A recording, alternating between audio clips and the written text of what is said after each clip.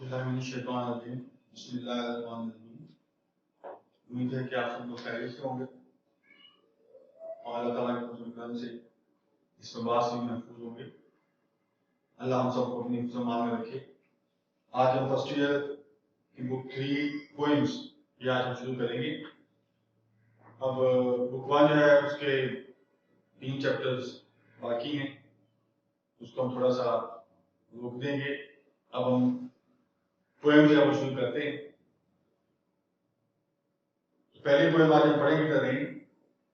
अब इसमें जो मैंने कुछ लिखा है इसको थोड़ा सा मैं आपको बता दूं कि इसमें जो मेरे दाएं जानिब है इसमें जो आपने सवाल अटेम्प्ट करने होंगे पेपर में वो मैंने बताया। अब इसमें नंबर 1 शॉर्ट आंसर ये आपने इस पोएम के तैयार करने। इसमें शॉर्ट आंसर जो है वो थीम और उसके एक्सरसाइज में मौजूद जो सवाल हैं वो आपने अटेम्प्ट करने हैं। और इसके अलावा कोई लिटरेरी टर्म्स या जैसे कि मैंने यहाँ पे सिमिली और मेटाफर लिखा हुआ है ऐसा भी सवाल आपसे पूछा जा सकता है, ये भी आपने इनको याद करना है। इसमें से आपको 4 सवाल आपने अटेम्प्ट करने होंगे कोई में से, तो 8 नंबर के हो जाएंगे। इसके बाद एमसीक्यू और सिनोनिम जैसे हमने फर्स्ट बुक में किए थे उसी तरह यहाँ पे भी आपने अटेम्प्ट करने। सिनोनिम आएंगे वो भी वर्ड मीनिंग और एमसीक्यू वो एक्सरसाइज में से आ जाएंगे।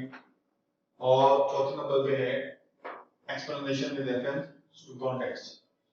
उर्दू में आपने पढ़ा होगा सैकड़ों सवाल के हवाले से तशरीह। ये भी जो पोएम्स स्मार्ट सिलेबस में दी गई हैं वो आपने उनका रेफरेंस और कॉन्टेक्स्ट ये हिसाब से याद है। इसमें रेफरेंस में पोएम का नाम, टाइटल सॉरी और शायर का आ जाएगा। कॉन्टेक्स्ट में इनका सैकड़ों सवाल या जो इसमें लुबेल बाब जो बयान किया गया हुआ उसमें बयान कर देंगे। और फिर जो उसमें दी गई है लाइंस उसको एक्सप्लेन कर। अब लाइन को एक्सप्लेन करने का तरीका ये है कि उसमें जो लिटरेरी टर्म्स है, मेटाफर है, सिमिली है या कोई ऐसी चीज है जिसको आप उर्दू में मसाल या तशबीह या इस्तारा ये जो शायर ने इस्तेमाल किया है ये हमने बेसिकली उसमें बताना होता है। तो ये चीजें एक्सप्लेन करने वाली ये हो जाएगा। अब पोएम को जैसे हमने पढ़ेंगे, अब पोएम को पढ़ने के लिए एक डिफरेंट रवैया एटीट्यूड आपको इख्तियार करना पड़ेगा। अभी शॉर्ट स्टोरी हमने पढ़ी है, इसमें सीधी सीधी बात है, बहाम नहीं है, थोड़ा सा थोड़ी सी जगह होती है लिखने के लिए राइटर के पास, वो आराम से उसको बयान कर सकता है। पोएम में शायर के पास उतनी जगह नहीं होती, उसने कुछ लिटरेरी टर्म्स या कुछ ऐसे अल्फाज इस्तेमाल करते हैं जिनको एक्सप्लेन करना जरूरी होता है। तो इसलिए हमें शायरी को पढ़ने के लिए थोड़ा सा एक समझने वाला रवैया क्या करना पड़ता है। बात मुख्तसर होती है लेकिन जामी होती है। तो इसलिए इसमें पहले मैंने लिखा था रेन, इसमें थीम हम सबसे पहले पढ़ेंगे।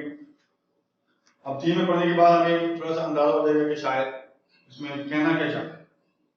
समटाइम ऐसा होता है कि कोई पढ़ लेते हैं उसके बावजूद हमें कुछ समझ नहीं आती कि उसका कहने का मकसद क्या है। तो इसीलिए जो पहले फर्स्ट बुक में मैंने आपको थीम पढ़ाया उसका भी है कि उसके राइटर के उस शॉर्ट स्टोरी के लिखने का मकसद हमारे ज़हन में आ जाए। इसी तरह इस पोएम को भी हम पहले थीम इसको थोड़ा सा से पढ़ लेंगे ताकि इस पोएम को इस अंदाज से पढ़ें कि शायद क्या इसमें कहना चाहता है। तो उसमें हम कुछ सिमिली और मेटाफर ये मैंने लिखा हुआ फिजिकल डिस्प्ले पहले लिखा हुआ है। अब इसमें दरेन है, इसको शायर ने एक मौसीकी के साजों के अंदाज में इसको बयान किया। बाद इसको जल तरंग है जो हम अदब में पढ़ते हैं, बाद में जल रिमझिम है, ऐसे अल्फाज हैं जो कि एक म्यूजिक का इफेक्ट हमारे ज़हन में लेके आते।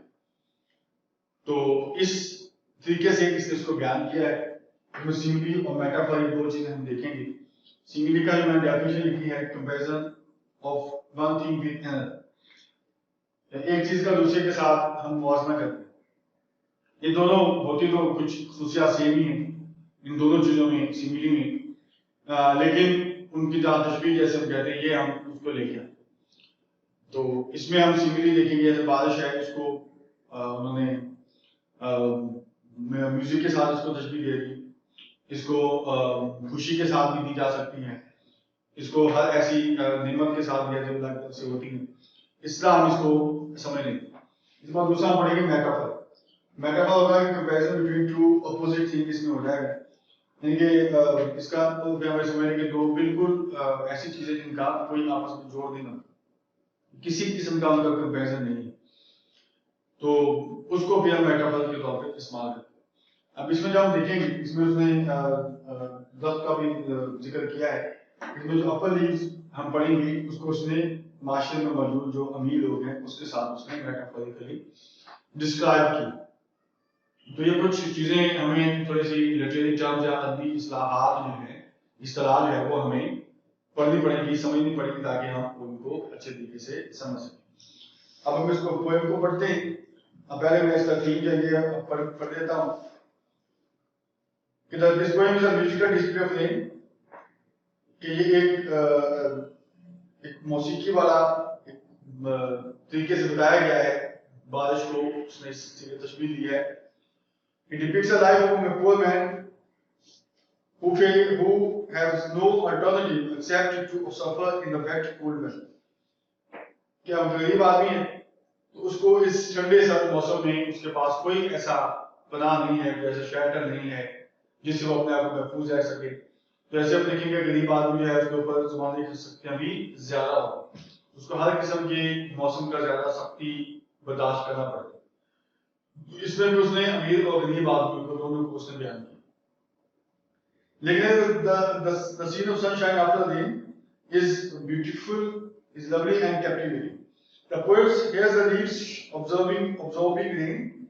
When saturated, the top leaf on the raindrop on the poor one beneath.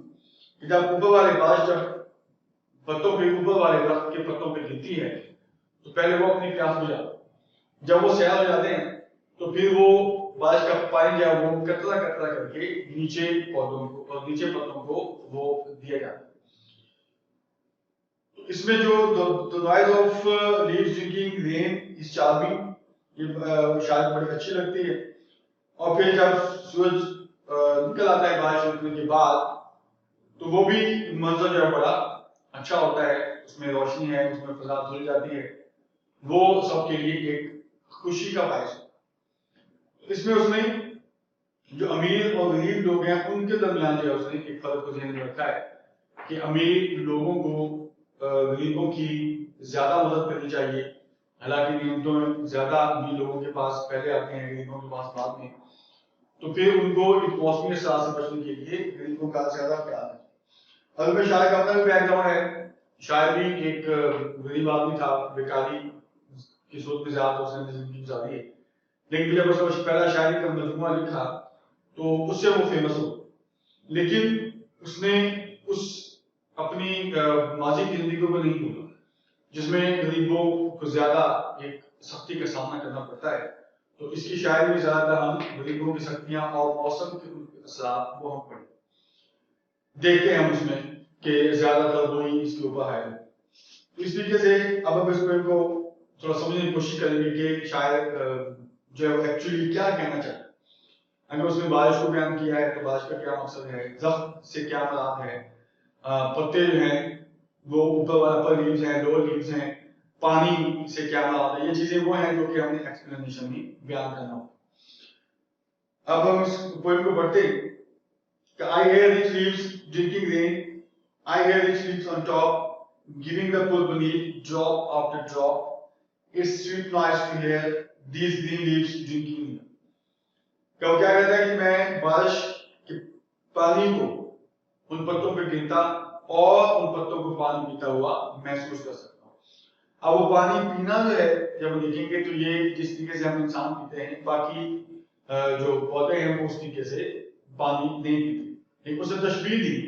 यहीं से हम समझेंगे कि जो लीव्स हैं इससे मुराद शायर की कुछ और है, वो एक्चुअली पत्तों को बताना नहीं चाहता, इसके जरिए वो इंसानों की तरफ हमें लेके आना चाहता है कि इंसान जो है वो जिस तरीके से पानी पीते हैं, या अल्लाह की नेम पे बारिश से क्या हो जाएगा, अल्लाह की नेम पे, और वो ऊपर जो पत्ते मौजूद हैं, अब ऊपर पत्ते से मुराद है जो माशरे में अमीर लोग हैं, ऊंचा तबका है, उसके ऊपर वो बारिश की कतरे पहले गिरते हैं, तो वो अपनी प्यास को पहले बुझाते हैं, और फिर जो उनसे बच जाता है तो पूरे गरीब के पूरे का मतलब जो गरीब लोग हैं उनके पास वो कतरा कतरा करके आता है, ऊपर जब उछाड़ हो, लेकिन अमीर लोग जो हैं वो अपने पास उन चीजों को रोक लेते हैं, उनको उसी रफ्तार से नीचे की तरफ आने नहीं देते जिससे गरीब आदमी की मुश्किलात कुछ कम हो जाए।